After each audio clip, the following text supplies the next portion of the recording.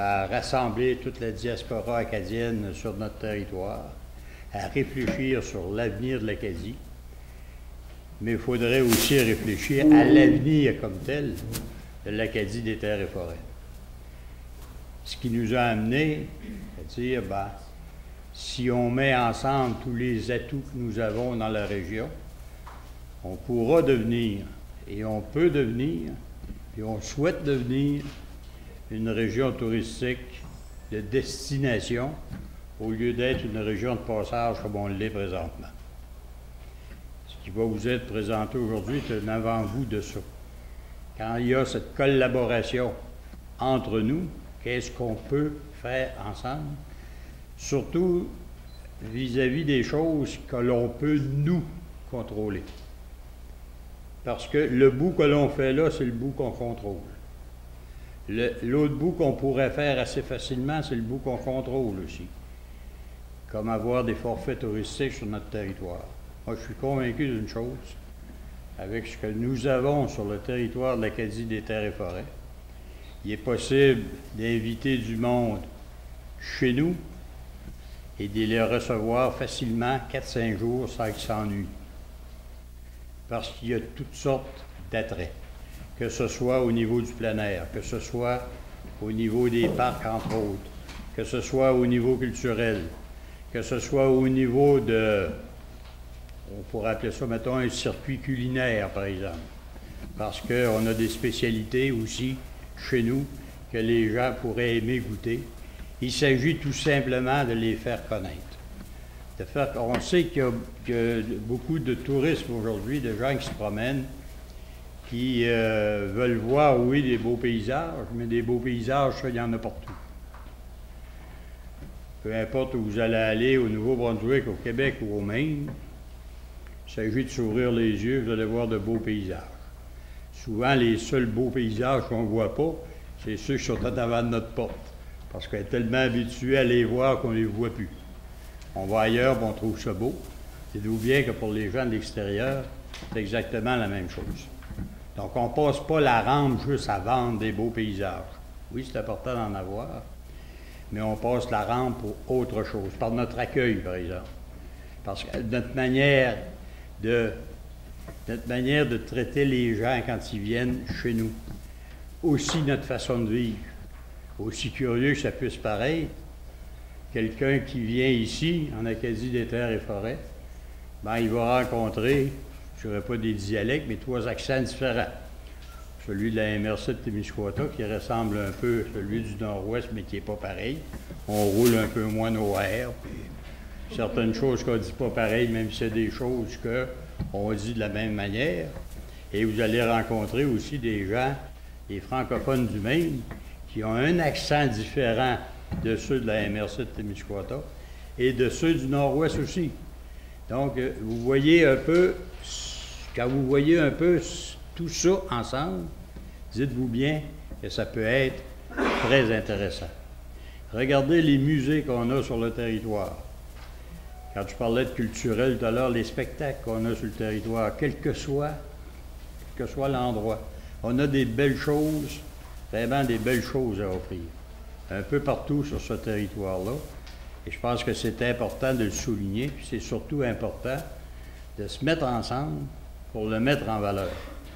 Quelqu'un qui est dans la MRC de Témiscouata, qui viendrait, par exemple, mettons qu'il héberge dans la MRC de Témiscouata, qu'est-ce qui nous empêche de l'envoyer au Jardin botanique du Nouveau-Brunswick, qui est à 2 pas de chez nous?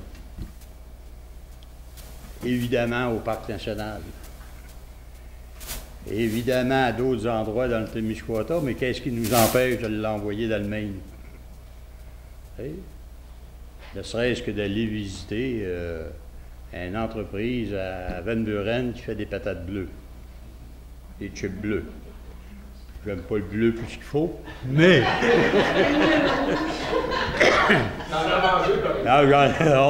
J'ai mangé des chips bleus, par exemple. Manger des chips bleus. J'aime autant vous le dire parce que j'ai vu le sourire tout de suite quand j'ai parlé des chips bleus. J'ai fait jaser bien du monde d'ailleurs à Desjolies quand j'ai mis ma maison en bleu. Ils se sont toujours demandé pourquoi. Ils ont dit que ça ne pouvait pas marcher. Ça ne pouvait pas marcher. Ça avait été rouge personne n'aurait parlé. Mais bleu, là, c'est ça. C'est un peu contre nature. Donc, ceci dit, ce qu'on va vous présenter aujourd'hui, c'est un peu ce qu'on pourrait être, c'est un peu ce qu'on pourrait devenir. Puis, je pense, au fur et à mesure, et plus on avance maintenant, c'est aussi ce que l'on veut devenir. Parce que je regarde aller tout le volet économique, entre autres, les gens d'affaires embarquent avec nous. Ils sont après acheter notre rêve. Et je pense qu'on doit continuer comme ça. Puis commençons par ce qu'on contrôle. Après, bon, il ira voir le gouvernement du Québec et du Nouveau-Brunswick, on lui dira, bien, il faudrait peut-être changer vos lois un petit peu, ou changer vos règlements, ça pourrait nous accommoder, etc., etc. C'est sûr que avec le gouvernement fédéral, ça va être la même chose. C'est sûr qu'avec l'État du Maine, ça va être la même chose, mais il y a des moyens de faire les choses si on veut, et c'est ce qu'on va vous démontrer aujourd'hui. Donc, je remercie surtout les artisans qui ont préparé tout ça, ceux qui y ont pensé, ceux qui l'ont réfléchi. Vous allez entendre tout ça tout à l'heure. Puis je remercie surtout la population actuellement qui embarque derrière nous dans la réalisation de ce congrès et qui embarque derrière nous dans la réalisation d'une région aussi qu'on a commencé à rêver et qu'on est en train de réaliser un peu le rêve que nous avons. Mais il n'y a rien qui nous empêche de rêver encore un petit peu plus grand. Merci.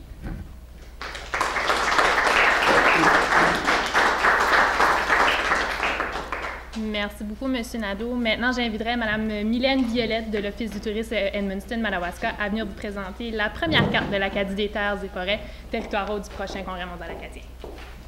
Merci beaucoup, France. Alors, comme M. Nadeau l'a dit, on fait des belles choses en collaboration. Donc, la carte touristique est issue d'un partenariat, si on veut, qui a été créé. On a créé un comité touristique interrégional qui comprend l'Office du tourisme Edmundston-Madawaska, Tourisme Témiscouata, également le Northern Maine Development Commission. Donc, on s'est assis ensemble pour voir quel projet on pouvait faire concrètement pour présenter la région de l'Acadie des terres et forêts. Et puis, on est venu vraiment avec la carte. Pourquoi une carte? Bien, c'est simple. Il y a déjà une dizaine et même plus de cartes qui existent sur le territoire de l'Acadie des terres et forêts. On se met dans la place d'un visiteur. C'est pas facile, de se retrouver dans toutes ces cartes-là, de les avoir toutes, de les standardiser aussi. Donc, on a décidé de tout mettre ensemble pour présenter le territoire de l'Acadie des terres et forêts de façon uniforme, de façon standard et aussi de façon attrayante pour les visiteurs. Donc, la carte a été conçue par Production Rouge et puis vous voyez l'image sur le dessus qui est le lac Beau où vraiment les trois territoires se rencontrent. De là, c'est ici qu'on se rencontre, where we all meet en anglais. Donc, on voulait vraiment illustrer le point de rencontre entre les trois territoires. À l'intérieur de la carte, ceux qui en ont déjà une copie, il y en a aussi d'autres copies, ceux qui veulent s'en procurer. Donc, on a bien entendu le territoire en entier du territoire de l'Acadie des terres et forêts, qui comprend le nord-ouest du Nouveau-Brunswick, le nord du comté d'Aroostook et la MRC du Témiscouata. Et puis, on a aussi choisi 3 agrandis dans chaque région, qui étaient bien entendu les villes où il y avait le plus de population et le plus d'activités qui s'y déroulaient, pour être capable de faire un agrandi pour indiquer les rues majeures, les artères majeures. Donc, on voit sur la carte tous les municipalités qui sont sur le territoire de l'Acadie des terres et forêts. On a également inclus les centres d'information aux visiteurs. On a inclus les postes douaniers parce que le congrès est international, donc c'est important que les visiteurs sachent où ils vont pouvoir traverser à ce moment-là. Et puis, on a aussi inclus où va avoir lieu les activités majeures, les 3 journées piliers du Congrès mondial acadien, avec le pavillon multimédia, Expo Monde à Grand Sault. Donc, tout ça est inclus pour faire en sorte que ça a été assez ardu de pouvoir dire, OK, qu'est-ce qu'on peut fitter, si on veut, sur une carte. Fait qu'on a fait de notre mieux pour vraiment représenter tout le territoire. À l'intérieur de ça, c'est ça, on a aussi inclus une charte des distances parce que pour donner une idée de grandeur du territoire, on a quand même, d'un coin à l'autre, on a calculé, on a quand même 180 km. Donc, c'est important que les gens sachent comment ça va prendre de temps, combien de kilomètres il y a avant de se rendre d'un endroit à l'autre pour prévoir les déplacements en conséquence. Et puis, également, on inclut, c'est un petit détail, mais aussi qu'on a différents fuseaux horaires. Donc, le Maine qui est de l'heure de l'Est avec le Témiscouata, et puis nous, au niveau du Nouveau-Brunswick à l'heure de l'Atlantique. Toute la carte est bilingue également, donc on a mis la charte de distance en kilomètres et en milles pour accommoder les deux langues. Et puis, donc, qu'est-ce que vous voyez aussi au niveau des petits points? Donc, au niveau du Témiscouata, ils sont orange, Nouveau-Brunswick sont jaunes, et puis le Maine sont en vert. C'est qu'est-ce qu'on a recensé comme attrait. Donc, on a décidé de choisir 15 attraits dans chaque région. Et puis, moi, je vais juste vous parler vraiment de comment on les a choisis, les attraits. Ensuite, mes collègues vont vous parler vraiment de qu'est-ce qui accompagne ces attraits-là. Donc, au niveau des attraits, qu'est-ce qu'on a fait? On s'est vraiment assis ensemble pour voir qu'est-ce qui était de commun dans nos 3 régions. Donc, oui, on a des gares dans nos 3 régions, on a des jardins, des parcs. On a des fortins historiques aussi. Donc, puis terrain de golf. Donc, on a vraiment été recenser tous ces attraits-là. Et puis, on s'est aussi assuré d'avoir une représentativité dans chaque coin, chaque région. Puis, c'est certain qu'il y avait aussi certains standards au niveau des heures d'ouverture, pouvoir accueillir les visiteurs, pour pouvoir vraiment que les visiteurs aient une belle expérience dans ces attraits-là. Donc, c'est tout pour moi. Puis, ces cartes-là, justement, on a fait imprimer, c'est 25 000 copies. Donc, ils vont être disponibles dans tous les centres d'information sur le territoire de l'Acadie des Terres et Forêts. On en remet également aux familles qui en demandent au niveau des réunions de famille. Et puis, le Congrès mondial acadien également en a de disponibles. Donc, merci.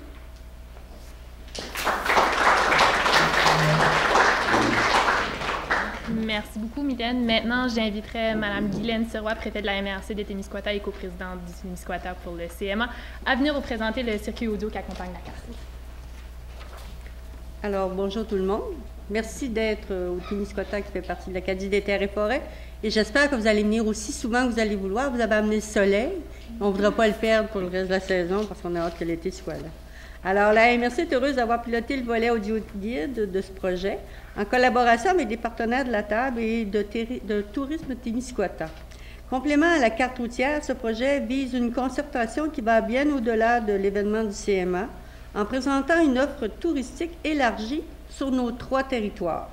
Le mandat de la rédaction des capsules a été confié à la Route des frontières et réalisé par Jean Lebrun. Des visites ont été effectuées partout sur le territoire lors de cet exercice et l'enregistrement a été confié à Providéo de Rivière-du-Loup avec les voix, entre autres, de Mme Laporte, Anne et Marie-Claude Durand.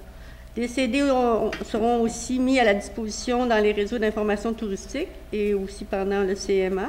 Elles sont disponibles en MP3 en version française et anglaise sur les sites touristiques. On parlait du CMA pour l'année 2014, bien sûr, mais ensuite, Tourisme Témiscouata en dispose, Tourisme Edmundston en dispose et à visiteurroustouk.com. Nous vous invitons donc à découvrir et parcourir notre belle région. Pour ça, on va vous permettre de pouvoir visionner un peu les capsules. Alors, bienvenue chez nous. Et plus vous allez amener des gens nous rendre visite durant cette période, on a ça à cœur. Puis on veut être tous ces partenaires veulent que l'ensemble des gens qui vont entendre parler de nous puissent découvrir la totalité des 3 régions. On est content que l'Acadie ait mis en place ce projet-là initialement au Nouveau-Brunswick. Et c'est la première fois que ça se dispense pour la section de la région du Témiscouata. Et on est fiers de le faire aussi avec le Maine. Alors, bienvenue chez nous, et chez nous, c'est chez vous.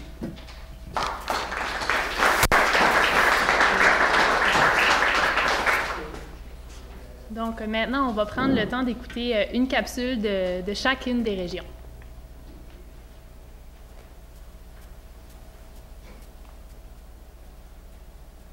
Numéro 9, le fort Ingal. Au milieu du 19e siècle, la région du Témiscouata est au cœur d'une querelle frontalière entre Britanniques et Américains. Pour les Britanniques, cette dispute menace l'existence d'une route indispensable qui relie Québec à Halifax, le sentier du Grand Portage. Dans le but de consolider sa position et de contrer une éventuelle invasion américaine, l'armée anglaise érige, dès 1839, une ligne de défense comprenant 4 postes militaires, dont le Fort Ingalls. Ce dernier fortin, le plus au nord de la série, comprenait à l'époque 11 bâtiments en bois entourés d'une imposante palissade. Après la signature du traité de Webster-Ashburton en 1842, qui mit fin à cette guerre larvée, la forteresse de campagne fut abandonnée et détruite au début du 20e siècle. Ce que l'on peut voir sur le site aujourd'hui à Témiscouata-sur-le-Lac, secteur Cabano, est une reconstitution authentique datant de 1973 du poste militaire, d'après des documents et des fouilles archéologiques. Il offre aux visiteurs une exposition permanente captivante, mais aussi la possibilité d'y séjourner en camping ou même dans un dortoir militaire. Seul du genre au Québec, le Fort Ingalls est classé monument historique. Venez rencontrer le docteur Landry, médecin de la garnison, ou le lieutenant Ingalls, ingénieur militaire. Découvrez cette histoire ainsi que de nombreux artefacts retrouvés lors des fouilles archéologiques du Fort Ingalls. Vêtus d'habits militaires et civils de l'époque, les guides animateurs recréent la vie qui régnait au sein de cette fortification.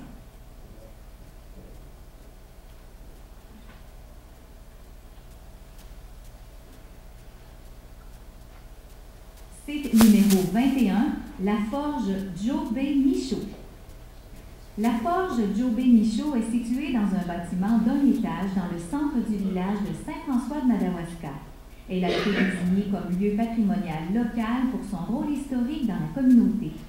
Le bâtiment est resté pratiquement inchangé depuis sa construction, à part la section qui servait à travailler le bois, reconstruite après un incendie. On doit cette forge à Jean-Baptiste Michaud, qui l'érigea à la manière de celle de son père Firmin, forgeron et fils de forgeron à Saint-Pascal, Québec. Exerçant le métier familial depuis 1886, Jean-Baptiste Michaud construit cette forge en 1894. Elle resta ouverte jusqu'en 1984.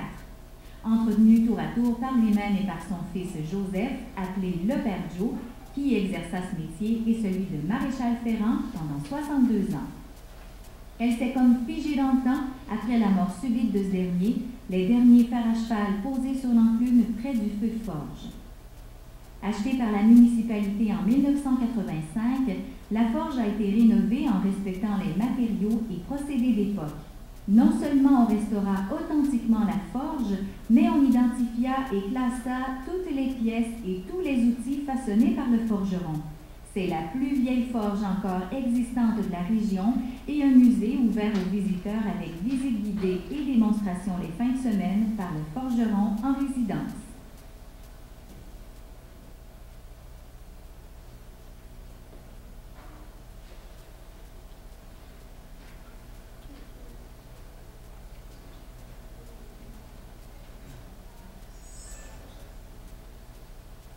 Site number 44, Musée culturel du Mont-Carmel. The former Roman Catholic Church of Notre-Dame du Mont-Carmel is now the Musée culturel du Mont-Carmel, listed on the National Register of Historic Places. The church was built in 1910 by Léonide Gagné and designed by Théophile Daoust with an ancient Roman interior. The baroque exterior has twin domes belfries and 7-foot trumpeting angels carved by Louis Jobin of Saint-Anne-de-Beaupré, Quebec. Catholic services ceased in 1978. In 1984, l'Association culturelle et historique du Mont-Carmel acquired the church building, including its entire contents, from the Roman Diocese of Portland, Maine. The church building has been restored to its original state of decoration and converted as a museum and a performing arts center. On display is a large collection of religious artifacts. Numerous concerts and theatrical productions are held in the center throughout the year. Donc voilà, on vient d'avoir la preuve qu'en venant en Acadie des Terres et Forêts, c'est possible de faire dans la même journée une visite au Témiscouata, au nord-ouest du Nouveau-Brunswick et du Maine. Donc c'est quand même quelque chose d'assez unique. Donc, comme on l'a mentionné un peu plus tôt, cette initiative est du comité touristique interrégional réunissant des représentants du secteur touristique des 3 régions de l'Acadie des terres et forêts. Ce projet-là a été possible grâce à une contribution financière du réseau de développement économique et d'employabilité du Nouveau-Brunswick et du volet projet patrimoine et plein air du Congrès mondial acadien. Donc, le tout a été chapeauté par le volet économique du CMA. Et pour conclure cette conférence de presse, j'inviterai Francine Landry, coordonnatrice du volet économique, à venir faire le mot de la fin. Alors, bonjour tout le monde. Merci d'être là si nombreux pour voir en fait le produit d'une collaboration interrégionale des intervenants touristiques, comme on l'a mentionné. Et j'aimerais tout particulièrement mentionner les personnes qui ont siégé sur ce comité et qui siègent d'ailleurs sur ce comité et qui ont d'autres projets en tête pour continuer justement à développer la région touristique de l'Acadie des terres et forêts.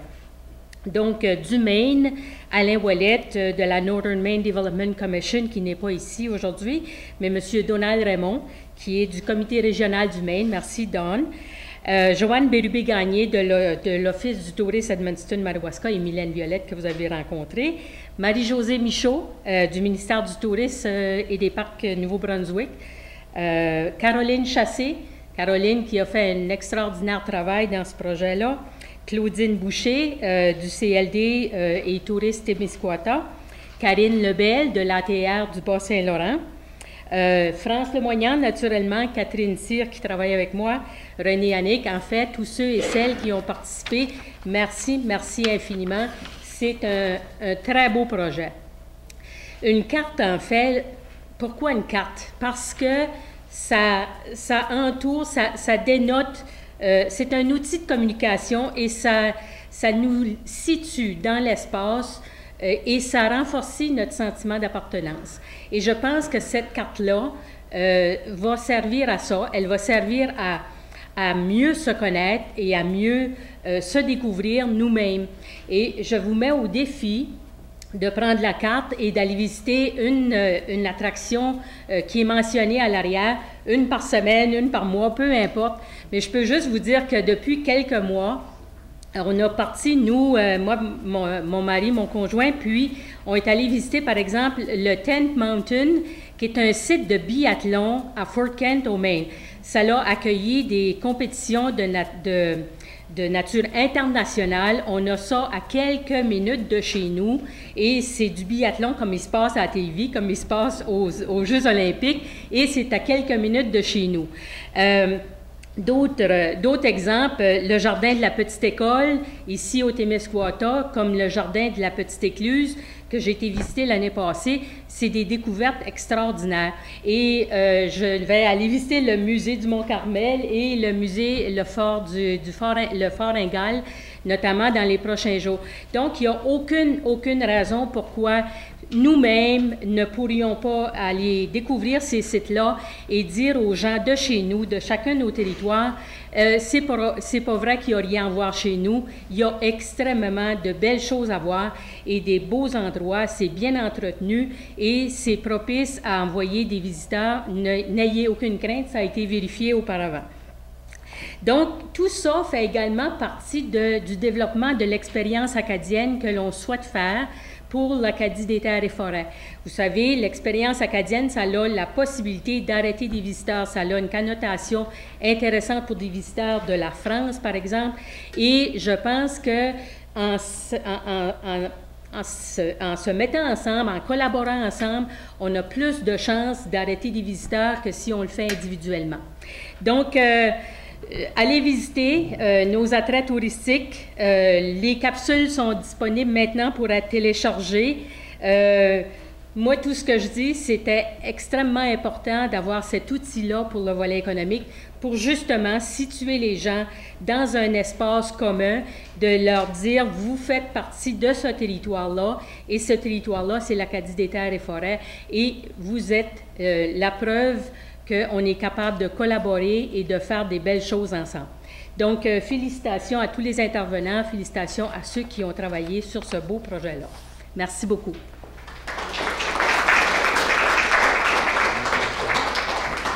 Donc, merci beaucoup, Francine. C'est ce qui conclut cette conférence de presse. Merci encore beaucoup d'avoir été des nôtres cet après-midi. Les différents intervenants seront disponibles pour des entrevues immédiatement après une prise de photo officielle avec le comité interrégional. Donc, merci beaucoup et à la prochaine.